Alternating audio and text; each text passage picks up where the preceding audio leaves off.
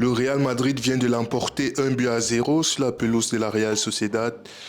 Un match épuisant, mais tout d'abord, avant toute chose, je ne comprends pas un truc. Nous sommes en 2025 et il y a des individus qui font la promotion je vais pas dire des insultes, disons ça comme ça. Bizarrement, peu importe envers quelle communauté, envers quelle personne, envers qui les insultes dans le football en 2025 sont intolérables. Peu importe la nature de l'insulte, je ne comprends pas. Je ne comprends pas le fait que l'arbitrage, ou du moins la fédération, le comité, tout ce que vous voulez, on dirait il n'y a rien, les gens ne comprennent pas. C'est pour dire à quel point les mesures restrictives sont légères. Ceci étant dit, le Real Madrid l'emporte 1-0 sur la pelouse de la Real Sociedad. Un match qui avait pourtant commencé, je ne vais pas dire très bien, mais de manière bizarre. Tout d'abord, la composition d'équipe de Carlo Ancelotti. Il faut qu'il nous explique un truc.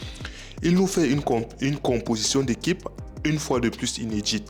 C'est vrai, il y a certains joueurs, notamment Arda Güler, Hendrik, qu'il a voulu donner plus de temps de jeu. Mais lorsque tu vois la structure de l'équipe, ça n'a aucun sens. Je suis désolé. On sait que Lunin, c'est lui qui joue toutes les coupes. Ça, c'est officiel, on le sait depuis un bout de temps déjà. Maintenant, en charnière centrale, Fran Garcia, Rudiger, Tchouaméni en charnière centrale. Pourquoi Tchouaméni en charnière centrale? Ok, on continue. Tchouaméni en charnière centrale, au lieu de mettre Vasquez, il met Asensio à droite. Au milieu de terrain, Camavinga, Ceballos, Bellingham. En attaque, Güler, Hendrik, Vinicius. J'ai vu cette composition d'équipe, je me suis dit non, c'est pas possible. Encore une fois, il a osé. Je ne comprends pas l'obsession qu'a Carlo Ancelotti. Ok, tu décides de faire tourner. Fais tourner, mets des joueurs dans des dispositions agréables, dans des dispositions qu'ils connaissent. Tchouaméni, tu le mets au milieu du terrain, tu mets Asensio à l'axe et tu mets Lucas Vasquez dès le début. C'est la Real Sociedad, c'est vrai, c'est une bonne équipe.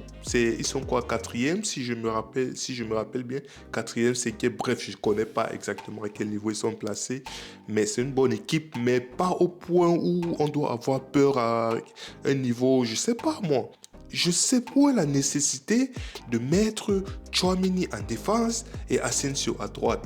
Mais Vasquez, c'est vrai, on crie sur Vasquez. Moi, le premier, il ne défend pas offensivement, c'est parfois compliqué. Mais c'est pas comme si l'adversaire est une menace offensive au point où tu dois dire, ok, je solidifie le côté avec... Non, non, non et non. Maintenant, je veux parler d'un truc. J'en ai marre de dire la même chose tout le temps. La défense du Real Madrid. Chaque fois, on joue contre des équipes inférieures à nous qui ne savent pas jouer leur coup. La Real Sociedad, dans ce match, s'ils avaient un attaquant concentré, s'ils étaient un peu plus concentrés offensivement, ils auraient pu nous mettre 2-3 buts. La Real Sociedad a eu des situations dans lesquelles ils ont largement fait la différence. Maintenant, le dernier geste, au niveau du dernier geste, il n'y a personne. On comprend pourquoi cette équipe en Liga est placée où ils sont placés. Parce que, comme je l'ai dit, s'ils avaient un attaquant concentré ou eux-mêmes, s'ils sont un peu plus concentrés, ils pouvaient nous mettre des buts. On aurait pu encaisser que ce soit à la première mi-temps, tout comme à la deuxième mi-temps, tout comme à la fin du match. Ils ont eu des réelles occasions, des vraies occasions. Mais maintenant, ils font tout bien. Au niveau du dernier geste, ils font du n'importe quoi. De ce fait, Vinicius, j'ai oublié de le signaler, je crois que c'est le premier match de Vinicius au Real Madrid en tant que capitaine. Vinicius a débuté ce match en tant que capitaine à l'absence de Valverde et Modric et Lucas Vasquez sur le banc. Ça fait en sorte que Vinicius soit capitaine du point de vue de l'ancienneté. Vinicius, ce capitanat m'a fait plaisir parce que ça a forcé Vinicius à être plus impliqué. Ça a forcé Vinicius à montrer l'exemple, la preuve sur le but marqué par Hendrik qui est à la récupération de la balle. C'est Vinicius qui récupère la balle. Il envoie la passe à Bellingham et Bellingham qui envoie une superbe transversale pour Hendrik dans la profondeur et Hendrik qui finit avec un extérieur du pied gauche magnifique. Une action où Vinicius qui parfois on l'a décrié pour sa défense, du fait qu'il ne revient pas défendre, il n'aide pas défensivement, il reste juste en attaque et tout ça. Ce match, particulièrement la première mi-temps, Vinicius, il était très impliqué. Ce capitaine-là, comme je l'ai dit, lui a fait du bien dans un sens. Il était extrêmement impliqué, il courait partout, il défendait, il attaquait, il venait au milieu du terrain faire la liaison. Lorsqu'il y a le pressing adverse, il vient, il s'intercale entre les zones pour pouvoir libérer de l'espace, pour pouvoir aérer le jeu, il change les directions. Vinicius, franchement, la première mi-temps de Vinicius, j'ai aimé. Et bizarrement, quand je vais dire on parle de Vinicius, on a beaucoup plus tendance à parler attaque devant le but, où il a gâché des occasions, où il a tiré beaucoup, où il n'a pas tiré. Mais pourtant, j'ai bien aimé cette mi-temps de Vinicius du point de vue de son apport général. Vinicius était partout. C'est agréable de voir ça, ça fait plaisir. Maintenant, comme j'ai dit, Endrick, titulaire, Endrick a marqué. Pour moi, Endrick, à la sortie de ce match, je vais dire Endrick a fait un bon match. Endrick, il est attaquant. Sur le peu d'occasions qu'il a, il convertit. Endrick a tiré 2 fois. Premier tir, c'est le but sur l'ouverture de Bellingham, récupération de Vinicius, il a marqué, très beau but. Deuxième tir transversal de Vinicius, superbe contrôle et il frappe sur la barre. Comme quoi, Endrick, le peu de temps de jeu qu'il a, il marque. J'aurais aimé qu'il finisse le match. Maintenant, en ce qui concerne Arda Güler, c'est compliqué. Arda Güler, du début jusqu'à la fin, pour moi, il a fait un match insuffisant. C'est ça le mot. Arda Güler insuffisant. Ça m'a étonné lorsque j'ai vu Arda Güler sortir j'ai vu Endrick sortir avant Arda Güler. Je me suis dit que Monsieur Carlo, je suis désolé. Arda Güler, il ne fait pas un bon match. Nous tous, on sait que Arda Güler ne fait pas un bon match. Lui-même, il sait qu'il ne fait pas un bon match. Sors-le. Sors-le, tout simplement. Sors-le. Donc, Arda Güler, match insipide, dégueulasse, inoffensif, tout ce que vous voulez. C'est vraiment pas un très bon match. Arda Güler, il est sur une période vraiment compliquée. Déjà qu'il a peu de temps de jeu et le peu de temps de jeu que Ancelotti lui octroie, il fait des performances insuffisantes. Je suis désolé, tout le talent, tout ce que vous voulez, mais pour l'instant, c'est insuffisant. Et Endrick, au moins, il capitalise. Il capitalise comme il le peut en tout cas. Maintenant, du point de vue plus général, j'ai aimé la performance de Tchouaméni à l'axe. Il nous a sauvé sur bien d'occasions, sur bien nombre d'occasions. Il était vraiment partout, il était là. Il comprend de mieux en mieux ce que ça demande d'être défenseur central. Et dès l'instant où il est remonté au milieu de terrain, il a ses automatismes, il se portait vers l'avant, il était au début des actions, au milieu des actions, à la fin de certaines actions. Tchouaméni, vraiment, pour moi, Tchouaméni, c'est limite le meilleur joueur du Real sur ce match, pour moi en tout cas. Tchouaméni, match magnifique. Ceballos, malheureusement, il s'est blessé à la dernière minute. Espérons que ce n'est pas une blessure grave, mais sinon il a fait un match correct. Pas exceptionnel non plus, mais correct. La défense du Real catastrophique.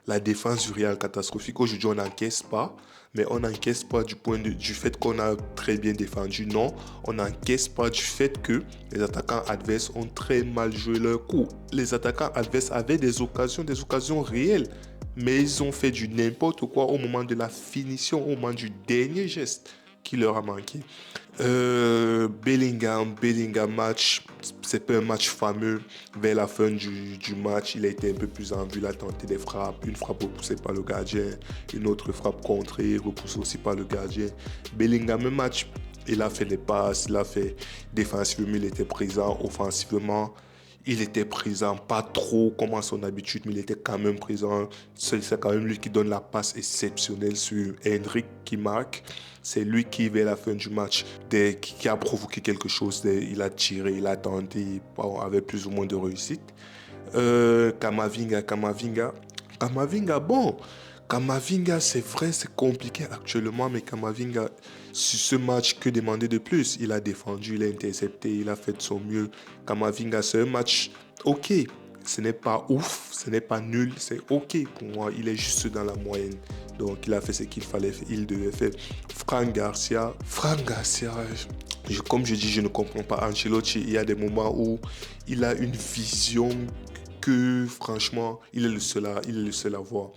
Il fait sortir Vinicius Je me dis, ok, je vois Rodrigo et Brahim Diaz qui s'apprêtent à entrer. J'ai vu comme s'il a sorti Vinicius, Ada Güler. Après, je me rends compte que, à un moment donné, il a fait sortir Kamavinga, il a mis Mendy. Je me dis, ah, Mendy entre. Ça veut dire que, comment on l'appelle déjà? Franck Garcia, il est sorti au moins. Non, je me rends compte que Mendy est présent sur la pelouse. Franck Garcia est présent sur la pelouse. Il a levé Kamavinga. Je me dis, mais attends. Pourquoi faire entrer Mendy, laisser Franck Garcia sur le terrain? Autant mieux tu laisses Vinicius. J'aurais aimé voir Vinicius jusqu'à la fin. Vinicius a tenté, il a voulu marquer son but. Il a vraiment, le peu d'occasions qu'ils ont eu, généralement, Vinicius était dans tous les bons coups. Il a osé avec plus ou moins de réussite. Mais Vinicius, tu sentais que plus le match avance, plus il était proche de marquer. Certes, les occasions étaient de plus en plus rares parce que la Real Sociedad a passé la plupart de la deuxième mi-temps dans le camp du Real Madrid. Mais si le peu d'occasions qu'on a, Vinicius était dans les bons coups. Donc je ne comprends pas ce que monsieur Carlo Ancelotti parfois il nous fait. Il nous tente des trucs, il nous crée des formations. Je suis désolé. Soit tu mets les joueurs à leur poste, c'est le seul truc qu'on demande. Tu donnes du temps de jeu aux joueurs lorsque tu le peux et tu mets les joueurs à leur poste. Tu mets les joueurs à leur poste. Aujourd'hui, on s'en sort avec 1-0. Oui, c'est le match aller à l'extérieur. C'est le match aller sur la pelouse de la Real Sociedad. On l'emporte 1-0. Même s'ils égalisent, c'est un bon score parce que, bref, tout ce que tu veux.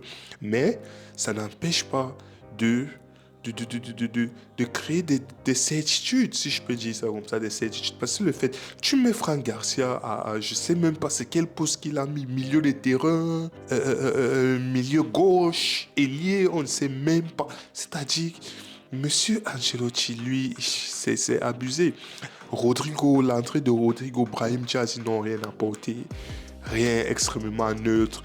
L'entrée de Lucas Vazquez, il entre, il prend son carton jaune, il fait du n'importe quoi. C'est compliqué. Franchement, on s'en sort 1-0, mais les joueurs de la Real Sociedad, ils ont de quoi avoir des regrets. Franchement, ils ont de quoi nourrir des regrets et d'énormes regrets. Ils avaient l'occasion à plusieurs reprises de marquer, mais c'est leur niveau. C'est dit à quel point cette équipe, c'est triste. J'ai vu Takefusa Kubo, ça fait toujours plaisir de voir un ancien de la maison, mais lui aussi n'apporte rien. Tu vas dribbler, il va faire une passe, il va faire un dribble, deux dribbles, trois dribbles, mais après, ça ne découle sur rien. Il ne provoque rien, il n'incite rien, il ne déclenche rien. Il est vraiment neutre, c'est triste. Il est neutre. Donc, sur l'ensemble, le Real Madrid s'est fait peur, mais il emporte 1-0 sur la pelouse de la Sociedad. Et je reviens encore sur Asensio. Asensio, c'est triste. On est en 2026. C'est triste de voir des attitudes comme ça sur les pelouses. C'est triste de voir que les institutions ne font rien du tout. C'est bien beau. L'arbitre a arrêté le match. Si je peux dire ça comme ça, l'arbitre a arrêté le match. Il est parti voir les entraîneurs. Il est parti voir c'est quoi, la police ou bien le staff de quoi, pour faire passer le message. C'est bien beau tous vos messages, c'est bien beau toutes vos bannières, c'est bien beau toutes vos images. Mais s'il n'y a pas d'action concrète, s'il n'y a pas d'action vraiment restrictive, ce genre de comportement-là vont continuer. On est en 2026, c'est vraiment triste. J'espère vraiment que Asensio, si ces insultes, ces injures étaient vraiment dirigées contre lui, tout notre soutien à Asensio et on fait de notre mieux et on espère que des situations pareilles ne pourront pas se reproduire à l'avenir, bien que peu probable vu les mesures restrictives quasiment inexistantes à l'endroit des gens qui font ce genre de trucs. Donc c'est dommage, c'est vraiment dommage. Mais bon, le Real Madrid l'emporte 1-0, match retour le 1er avril au Santiago Bernabéu et voilà, on est en bonne position pour se qualifier, du moins pour l'instant. Et c'est parti. J'oubliais de dire, Mbappé n'a pas joué ce match. Apparemment, on a arraché une dent ou quoi que ce soit. Et il a des douleurs, ce qui a fait en sorte qu'il n'était pas disponible. Donc, voilà, retour de Alaba. J'ai oublié de dire, tu vas dire retour. Ouais, ça fait il y a 2-3 matchs qu'il joue. Donc, Alaba qui est rentré. Et voilà.